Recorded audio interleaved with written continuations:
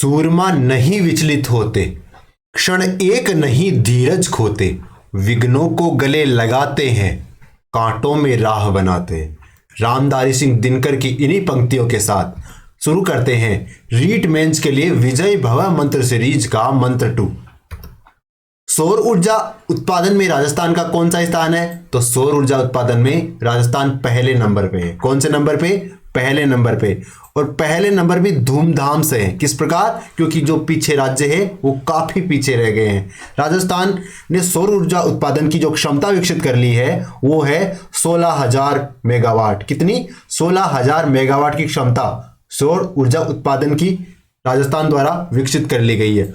और बड़ी बात यह है कि लगातार वृद्धि की ओर जा रहा है और 2024-25 तक राजस्थान का सौर ऊर्जा उत्पादन करने का लक्ष्य कितना रखा गया है? 30 गीगावाट।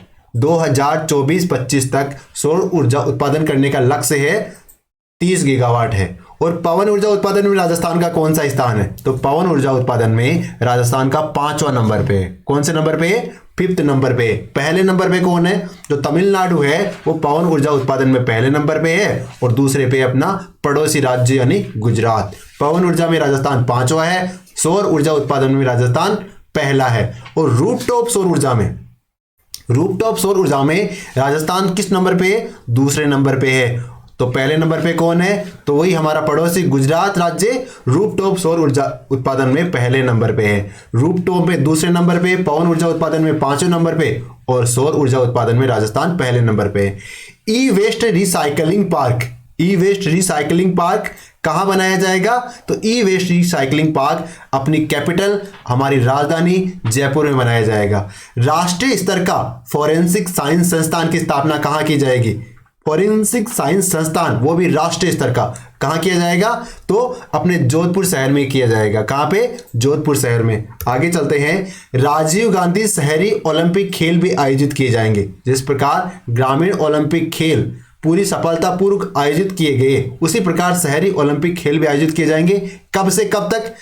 तो ये 26 जनवरी से लेके 31 जनवरी के मध्य आयोजित किए जाएंगे। कब से? 26 जनवरी से स्टार्ट होंगे और 31 जनवरी तक चलेंगे। इसमें भी 7 प्रकार के खेल शामिल है। कौन कौन से खेल है? एक तो कबड्डी हो गया, एक क्रिकेट, एक हो गया वॉलीबॉल, एक फुटबॉल, एक बास्केटबॉल, एक एथलेटिक्स और एक खो खो। लेकिन खो खो की बड़ी बात क्या है? खो खो सिर्फ बालिकाएं खेलेगी और बाकी खेल बालक और बालिकाएं दोनों वर्गों में खेले जाएंगे। राजस्थान पर्यटन पोलो कप ये आयोजित किया गया। अभी कहां पे? ये जयपुर में जो अपना रामबाग पोलो मैदान है ना वहां पे आयोजित किया गया। और इसको किसने जीता? तो बेदला ट्रोजन्स नाम की एक टीम है। क्या नाम है टीम का? बेदला ट्रोजन्स। इसने राजस्थान पर्यटन पोलो कप का जो आयोजन किया गया था इसकी विजेता टीम रही है और ये जयपुर में आयोजित किया गया था। राज्य में सहायता विभाग की स्थापना कब की गई? तो राजस्थान में सहायता विभाग की स्थापना 24 अक्टूबर 1951 में की गई। सहायता विभाग का तात्पर्य क्या है? यानी अगर किसी प्रकार की प्राकृतिक आपदा हो गई, अकाल हो गई, बाढ़ आ गई तो उसको राजस्थान के लोगों तक सही प्रॉपर तरीके से सहायता पहुंचाने के लिए एक विभाग बनाया गया। तो इसकी स्थापना 24 अक्टूबर 1951 को किया गया।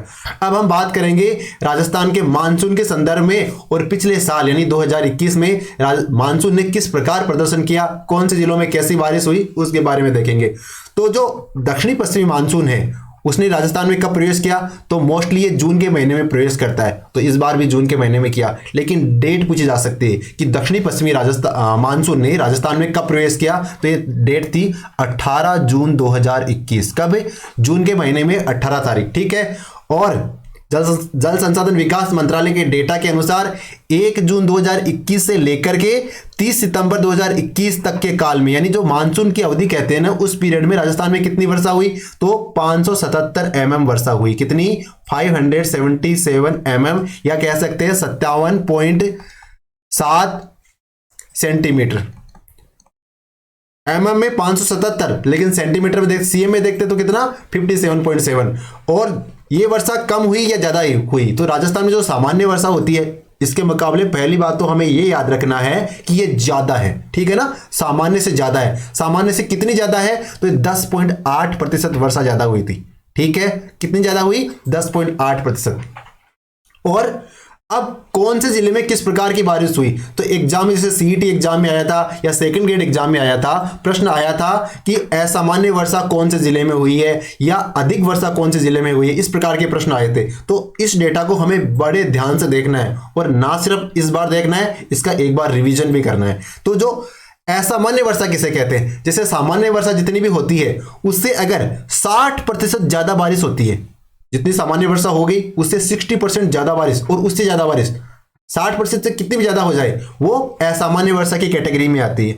ठीक है, और कौन से जिले हैं जहां पे असामान्य से ज्यादा यानी असामान्य वर्षा हुई है, यानी सामान्य से 60% से भी ज्यादा बारिश हुई है, तो वो अपना चूरू जिला है। और राजस्थान में एकमात्र चूरू जिला ही था जहां पे असामान्य वर्षा हुई है। ठीक है, इसके बाद में एक कैटेगरी तो होगी असामान्य वर्षा की, दूसरी कैटेगरी है अधिक वर्षा, यानी जब सामान्य वर्षा से ज्यादा बारिश होती है, लेकिन कितनी अधिक, 20% अधिक से लेके 59% अधिक। जैसे मान लीजिए एक पैमाने में लेते हैं, सामान्य वर्षा होती है 100, तो 120 से लेके 159 की कैटेगरी तक वर्षा होगी ना, उसे हम कहेंगे अधिक वर्षा। क्या कहेंगे, अधिक वर्षा।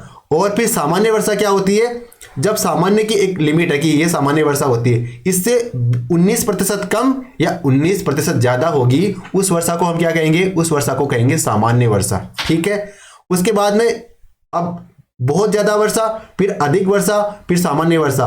अब क्या आएगा, अब नीचे कम वर्षा की तरफ चलेंगे। तो कम वर्षा कहां पे हुई, कम वर्षा का क्या तात्पर्य है, सबसे पहले ये देखते हैं। अगर सामान्य से 20% से लेके 59% कम बारिश हुई, जैसे मान लीजिए बारिश होनी थी 100, लेकिन हुई कितनी, 80 से लेके 40 के बीच के हुई, तो इस प्रकार की जो बारिश होती है इसे क्या कहेंगे, इस प्रकार की बारिश को हम कम वर्षा की कैटेगरी में डालते हैं। और एक कम वर्षा भी नीचे की कैटेगरी होती है, वो होती है न्यून वर्षा, यानी सामान्य वर्षा से 60% से भी कम बारिश हो। ठीक है, उसे क्या कहेंगे, उसे कहेंगे न्यून वर्षा। तो अब देखते हैं कौन कौन से जिले किस कैटेगरी में पड़े। तो सबसे पहले हमें कौन से जिले देखने हैं, वो जिले देखने हैं जो अपनी श्रेणी में या तो एक है या दो है। जैसे पूरी 10, 15, 20 है तो वो सारे याद करने की आवश्यकता नहीं होती है, वो ज्यादा पूछे भी नहीं जाते हैं। लेकिन पूछे कौन से जाते हैं कि जिस कैटेगरी में एक जिला है, 2 जिला है, 3 जिला है, इस प्रकार के प्रश्न पूछे जाते हैं। तो असामान्य वर्षा कितने जिलों में हुई, एक जिले में।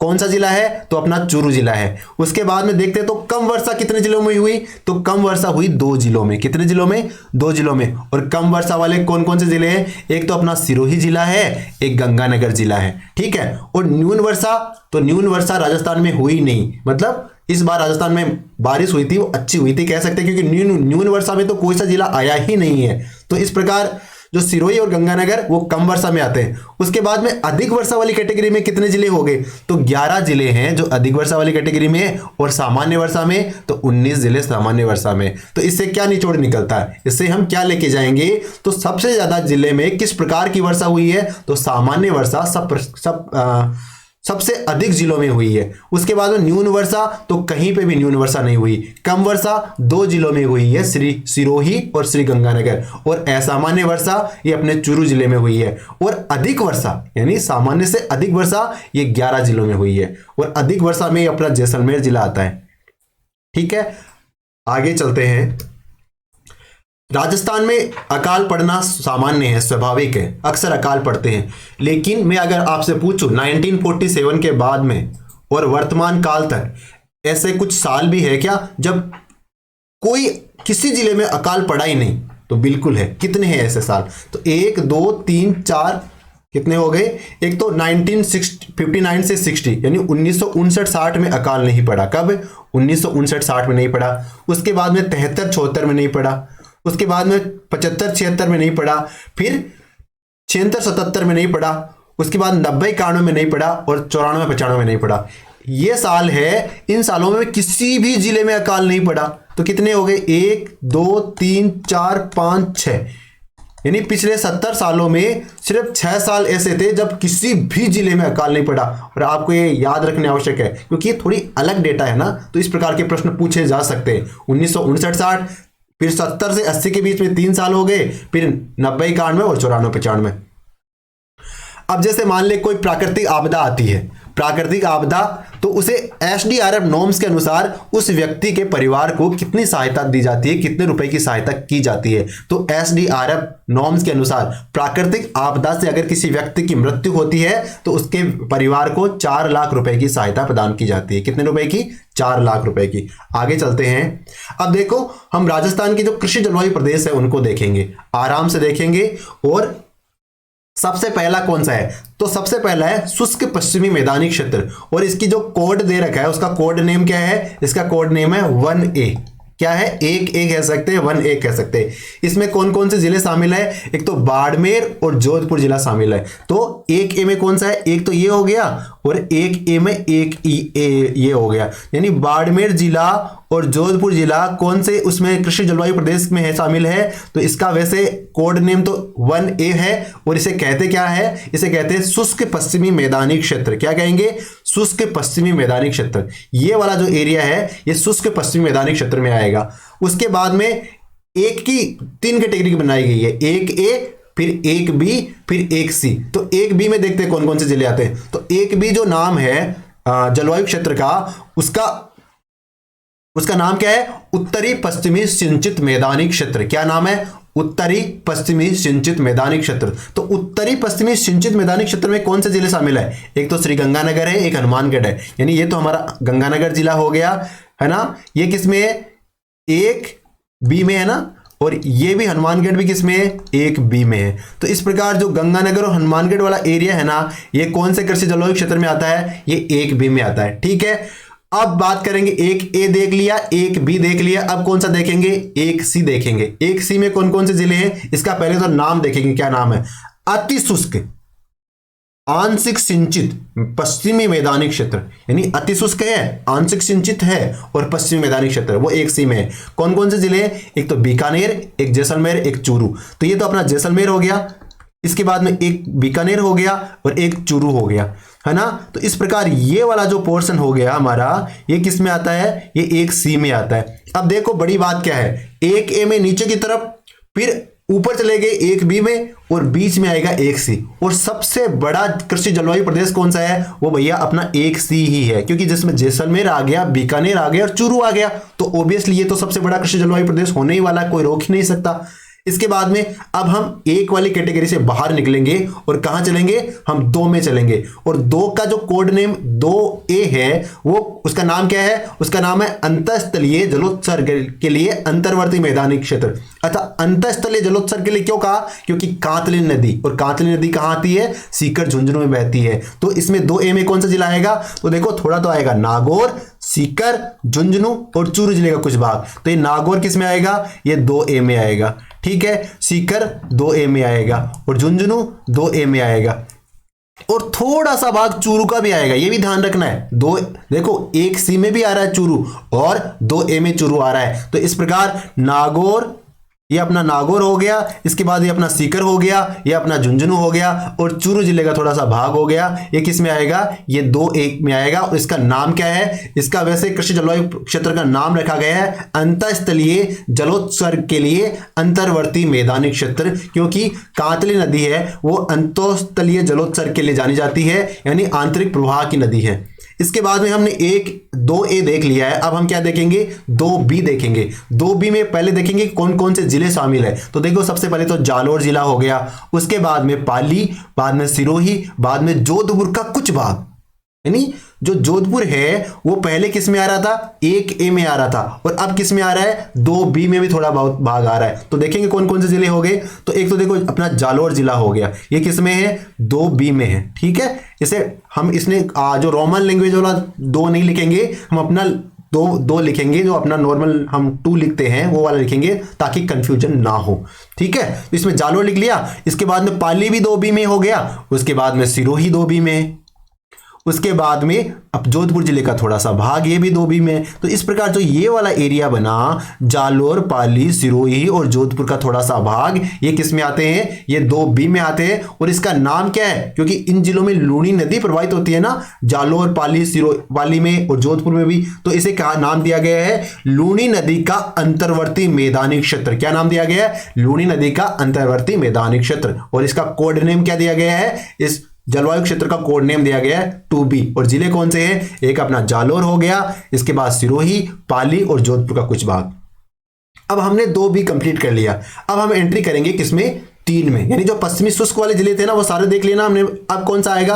अब जो अपना पूर्वी भाग और दक्षिणी भाग वाले जिले आएंगे ना वो 3, 4 और 5 में शामिल किए जाएंगे। तो सबसे पहले देंगे 3 में। 3 का नाम क्या है? अर्ध शुष्क पूर्वी मैदानी क्षेत्र। क्या नाम है? अर्ध शुष्क पूर्वी मैदानी क्षेत्र। इसमें कौन कौन से जिले? तो देखो, एक तो अपना राजधानी है, राजधानी माने तो जयपुर है, ये 3A में आ गया। उसके बाद में अपना अजमेर, राजस्थान का हार्ट अजमेर, ये भी 3A में शामिल है। इसके बाद में अपना दौसा जिला, ये भी 3A में शामिल है। और इसके बाद में अपना टोंक जिला, ये भी 3A में है। इस प्रकार जो ये वाला जो पोर्शन बना है ये किस में आया है? ये 3A में आया है। तो आपको जिले याद रखने हैं। तो कौन कौन से जिले हैं? तो देखो, जयपुर के आसपास वाले जो जिले हैं, जयपुर, अजमेर, दौसा और टोंक, ये किस में शामिल किए गए हैं? ये 3A में शामिल किए गए। उम्मीद है आपने इसको समझ लिया होगा।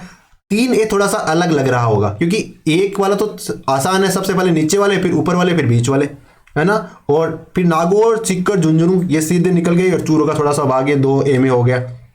अब हम किसको देखेंगे? अब हम देखेंगे 3B को। 3B में कौन कौन से जिले होंगे? तो देखो, सबसे पहले तो अपना पेन सेलेक्ट करते हैं ताकि इसको हाईलाइट कर सके।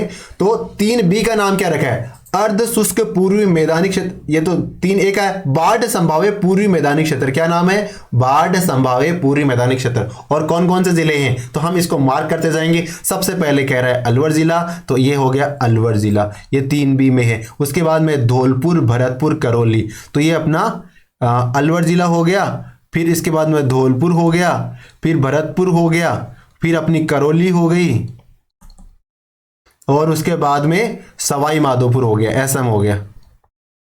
तो ये वाला जो पार्ट बना इसका क्या नाम दिया गया है? 3B नाम दिया गया है। और वैसे मतलब नाम क्या रखा गया? बाढ़ संभाव्य पूर्वी मैदानी क्षेत्र रखा गया। क्या? बाढ़ संभाव्य पूर्वी मैदानी क्षेत्र। जो राजस्थान के पूर्व में, एकदम पूर्व में है, वो बाढ़ संभाव्य पूर्वी मैदानी क्षेत्र के नाम से है। जिले उसमें अलवर, धौलपुर, भरतपुर, करौली और सवाई माधोपुर। कितने जिले हैं? 1, 2, 3, 4 और 5 जिले इसमें समाहित है। ठीक है। उसके बाद में हम 4 में एंट्री करेंगे। अब हम राजस्थान के दक्षिणी भाग में आएंगे। तो 4A का नाम, कोड नेम क्या है? अर्ध आर्द्र दक्षिणी मैदानी क्षेत्र। तो इसमें कौन कौन से जिले हो गए? तो एक तो हो गया भीलवाड़ा। कौन सा? भीलवाड़ा हो गया। इसके बाद में राजसमंद हो गया, 4B में राजसमंद हो गया। इसके बाद में चित्तौड़गढ़ हो गया, 4B में चित्तौड़गढ़ भी हो गया। नहीं, 4A है ना, 4B नहीं है। चित्तौड़गढ़ हो गया। फिर उदयपुर हो गया। उदयपुर के बाद में अपना सिरोही जिला पहले आ चुका है, लेकिन अब इसमें भी इसका थोड़ा बहुत भाग आएगा, तो 4A में सिरोही हो गया। तो इस प्रकार ये जिले कितने हो गए? 1, 2, 3, 4 और 5 जिले इसमें 4A में शामिल है। और इसका नाम क्या रखा गया है? इसका नाम रखा गया है अर्ध आर्द्र दक्षिणी मैदानी क्षेत्र। ठीक है। इसके बाद में हम चलेंगे आर्द्र दक्षिणी मैदानी क्षेत्र। आर्द्र दक्षिणी मैदानी क्षेत्र अब एकदम राजस्थान का जो दक्षिणी हिस्सा है वो वाला कौन कौन सा? डूंगरपुर, फिर बांसवाड़ा के बाद में प्रतापगढ़ के बाद में चित्तौड़ का थोड़ा सा भाग और फिर उदयपुर का थोड़ा सा भाग, है ना। ये सारे जिले यानी दक्षिणी राजस्थान के जो डूंगरपुर, बांसवाड़ा, प्रतापगढ़, चित्तौड़गढ़, उदयपुर का थोड़ा थोड़ा भाग, ये सारे 4B में शामिल है। तो देखो, उदयपुर और चित्तौड़ 4A में भी आते हैं और 4B में भी आते हैं। अब रह गया हमारा अंतिम, जिसे कहेंगे आर्द्र दक्षिणी पूर्वी मैदानी क्षेत्र। और इसमें ज्यादा झंझट है नहीं क्योंकि 4 तो हाड़ौती प्रदेश वाले जिले हो गए। कौन कौन से? कोटा, बूंदी और बारां, झालावाड़। ठीक है। इसके अलावा थोड़ा सा हिस्सा सवाई माधोपुर का आ जाता है और बूंदी जिला आ जाता है। तो ये वाला जो पोर्शन है ना, ये किस में आ जाता है? ये हमारा आर्द्र दक्षिणी पूर्वी मैदानी क्षेत्र, और इसका कोड नेम दिया गया है 5। ठीक है। इस प्रकार हमने जो राजस्थान के कृषि जलवायु प्रदेश है उनको जो 10 कृषि जलवायु प्रदेश में बांटा गया है उसको हमने देख लिया है। आगे चलते हैं। अब देखो, हम बात कर रहे थे अकाल की, हम बात कर रहे थे वर्षा की, न्यून वर्षा, अधिक वर्षा, सामान्य वर्षा की। अब एक बात और देखनी, क्योंकि आजकल एग्जाम में मतलब लगातार क्रांतिकारी परिवर्तन हो रहे हैं और डेटा जो इकोनॉमिक सर्वे में डेटा आया हुआ है वो पूछा जा रहा है। तो राजस्थान में अकाल की स्थिति, अभाव की स्थिति और उससे क्षति कितनी हुई है। तो सबसे खतरनाक अकाल जो माना गया है पिछले 100 सालों में, तो 2002-3 में जो अकाल पड़ा था ना, वो राजस्थान के सारे 32 जिलों में पड़ा था। आप कहोगे राजस्थान में तो 33 जिले हैं, तो 2002-3 में तो 32 जिले ही थे ना, उस समय तो 33 जिले थे नहीं। तो इसका मतलब उस समय राजस्थान के सभी जिलों में अकाल पड़ गया था, और उसे क्या नाम दिया गया था? उसे मैक्रो ड्रॉट कहा गया था या वृहत अकाल कहा गया था।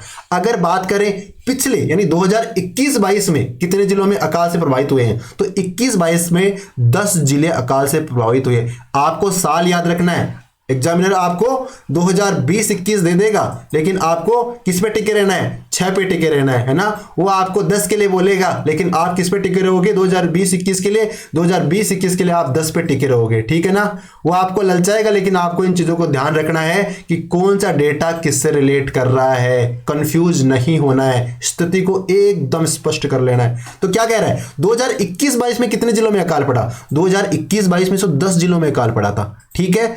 और 2020-21 में 6 जिलों में, और 2019-20 में 21 जिलों में। तो आपको 3 सालों के लेटेस्ट याद रखने, तो कौन कौन से? 2019-20 में तो 21 जिले में अकाल पड़ा, ठीक है। 2020-21 में 6 जिलों में, और 21-22 में 10 जिलों में, ठीक है। एकदम सन को देख लेना है, 2019-20 में 21 जिलों में, 20-21 में 6 जिलों में, और 21-22 में 10 जिलों में अकाल पड़ा, ठीक है।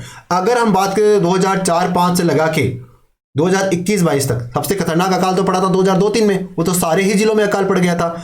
लेकिन उसके बाद हमारे जो इकोनॉमिक सर्वे में जो डेटा दे रखा है, वो 2004-5 से डेटा दे रखा है। तो हम इन सालों में कैलकुलेट करेंगे या देखेंगे कि कौन से साल में सर्वाधिक अकाल पड़ा है। तो देखो, इसमें मुझे दिख रहा है 2004-5 में 31 जिलों में अकाल पड़ा था, उसके बाद में 31 के बराबर कहीं भी नहीं है। इसका मतलब 2004-5 में 31 जिलों में अकाल पड़ा था, और 2021-22 में कितनों का पड़ा? 2021-22, इसको मैं आपको फिर से बताऊंगा ताकि आप कंफ्यूज नहीं हो। 10 जिलों में, और 2020-21 ये 6 जिलों में। ये 2 डेटा तो आपको एग्जैक्टली याद रखने। और 2002-3 में 32 जिलों में, 32 जिले का मतलब सारे जिलों में, क्योंकि उस समय 32 ही जिले थे, ठीक है।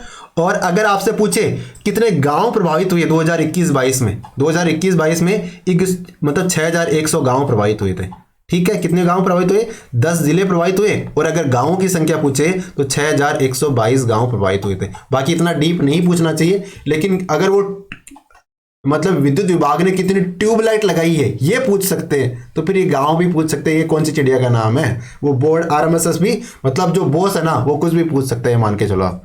अब देखो आगे चलते हैं। राजस्थान में राज्य क्रीड़ा परिषद की कुछ अकादमियां स्थापित की गई है ना। कौन सी अकादमी कहां पे है? तो अकादमियां एक तो बालक वर्ग की होती है, एक बालिका वर्ग की। तो हमें इसको ध्यान में रखते हुए हम पढ़ते जाना है। बालिका बास्केटबॉल अकादमी कहां पे है? तो ये अपनी राजधानी में है, जयपुर में, यानी बास्केटबॉल के लिए बालिका अकादमी कहां पे है? जयपुर में। बालिका के लिए हॉकी अकादमी कहां पे? हॉकी अकादमी है अजमेर में। बालक वर्ग में फुटबॉल अकादमी कहां पे? तो बालक वर्ग में फुटबॉल अकादमी जोधपुर में, ठीक है। बालक वर्ग में फुटबॉल जोधपुर में, बालिका वर्ग में हॉकी अजमेर में, बालिका वर्ग में बास्केटबॉल जयपुर में, बालिका वर्ग में एथलेटिक्स अकादमी जयपुर में, बालिका वॉलीबॉल अकादमी जयपुर में। अब आपको बास्केटबॉल वाली एकदम याद रखनी है, क्यों? क्योंकि हमारा राज्य खेल है, और आपके सिलेबस में क्या दे रखा है? हमारा राज्य मतलब जो प्रतीक चिन्ह दे रखे हैं, तो प्रतीक चिन्ह में जो राज्य खेल है, राज्य वृक्ष है, वो सारी चीजें, तो राज्य खेल दे रखा है, तो उसकी अकादमी पूछ सकता है, तो जयपुर में है। इसी प्रकार कबड्डी अकादमी, तो एक करौली में, कबड्डी अकादमी बालक वर्ग के लिए करौली में है, बालक वर्ग के लिए बास्केटबॉल अकादमी, ये भी देखना। देखो, बालिका वर्ग की बास्केटबॉल अकादमी तो जयपुर में है, लेकिन अगर बालक वर्ग की बास्केटबॉल अकादमी देखते तो ये कहां पे है? जैसलमेर में है। बालिका वर्ग की तीरंदाजी अकादमी जयपुर में, और बालिका वर्ग की हैंडबॉल अकादमी कहां पे? ये जयपुर में। बालिका यानी ज्यादातर अकादमी, अगर आपको कुछ सूझ नहीं रहा है और टप्पा ही लगाना है, फिर कहां लगाओगे? तो बालिका के लिए है ना, तब आप जयपुर ही लगाना। बालक वर्ग की तीरंदाजी अकादमी कहां पे? तो ये जयपुर में। बालक वर्ग की जो तीरंदाजी अकादमी है, देखिए हम आपको टप्पा लगाने के लिए मोटिवेट नहीं कर रहे हैं, वो आप अपने विवेक के अनुसार लगाए, अपने रिस्क पे लगाए, ठीक है ना, हम नहीं कह रहे हैं आपको। बालक वर्ग का वॉलीबॉल अकादमी, बालक वर्ग की जो वॉलीबॉल अकादमी वो कहां पे है? वो झुंझुनू में। बालक वर्ग की वॉलीबॉल अकादमी झुंझुनू में। बालक वर्ग की एथलेटिक अकादमी कहां पे है? तो बालक वर्ग की एथलेटिक्स अकादमी है वो श्री गंगानगर में, यानी हमारे उत्तरी छोर में, यानी जो श्री गंगानगर अपने एकदम नॉर्थ में है, तो सबसे ऊपर वाले इलाके में कौन सा है? एथलेटिक्स खेला जाता है, तो बालक एथलेटिक्स अकादमी गंगानगर में। बालक वर्ग की हॉकी अकादमी कहां पे? ये अपने जयपुर में। और बालक बास्केटबॉल अकादमी सीनियर वर्ग की, अब देखो बास्केटबॉल अकादमी बालक, बास्केट अकादमी बालिका और बास्केटबॉल अकादमी बालक बट सीनियर वर्ग, तो ये जयपुर में, यानी कह सकते हैं एक प्रकार से। देखो बास्केटबॉल में क्या क्या आया, बालिका बास्केटबॉल अकादमी कहाँ पे है, जयपुर में है अपने, लेकिन बालक की बास्केटबॉल अकादमी कहाँ पे है, ये जैसलमेर में है। अब क्या आया, बालक वर्ग की बास्केटबॉल अकादमी लेकिन सीनियर वर्ग की, ये कहाँ पे, ये अपने जयपुर में, ठीक है। उसके बाद में बालक वर्ग का कुश्ती अकादमी है भरतपुर में, बालिका वर्ग की फुटबॉल अकादमी कोटा में, बालक वर्ग की साइकिलिंग अकादमी बीकानेर में, बालक हैंडबॉल जैसलमेर में, बालक तीरंदाजी डूंगरपुर में, तीरंदाजी में तो आपको याद हो जाएगा क्योंकि दक्षिणी राजस्थान में, डूंगरपुर में, और बालक बालिका वर्ग की दोनों की कबड्डी अकादमी चूरू में, और आवासीय खेल स्कूल, ये याद रखना है, आवासीय खेल स्कूल कहाँ पे है, ये हमारी राजधानी जयपुर में है। तो इस प्रकार राजस्थान राज्य क्रीड़ा परिषद की जो अकादमियां हैं जो हमारे सुजस में दे रखी थी, तो इस प्रकार इसका एग्जाम में पूछा जाना मतलब संभावना बढ़ती है, तो आपको इनको एक बार देख लेना है। और बास्केटबॉल वाली और ये तीरंदाजी वाली, इन चीज को भूलना नहीं है, ठीक है। ठीक है, आज का मंत्र अब यहीं समाप्त करते हैं। धन्यवाद, पढ़ते रहो लगातार।